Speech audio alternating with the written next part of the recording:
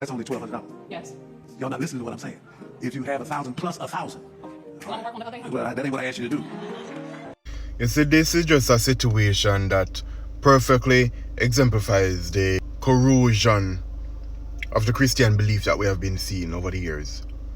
And this is also why a lot of young people do not want to associate themselves with the Christian religion. Because these pastors are no longer trying to be Christ-like. They no longer want to help, they just want to take. And the funniest thing, when there's any disaster, famine and so forth, a lot of times these churches are the last one to give a helping hand.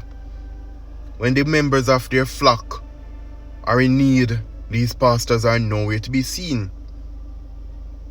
But the real issue are the people that fall for this trickery. The people that willingly and happily give their last.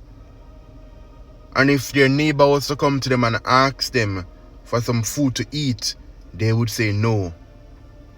But because you want to feel important, you want a pat on your shoulder, you want your ego to be fed, you go to church and you give as much money as you can.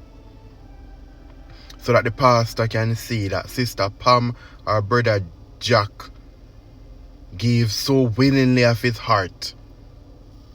Yeah. But these are just my thoughts, so that yours.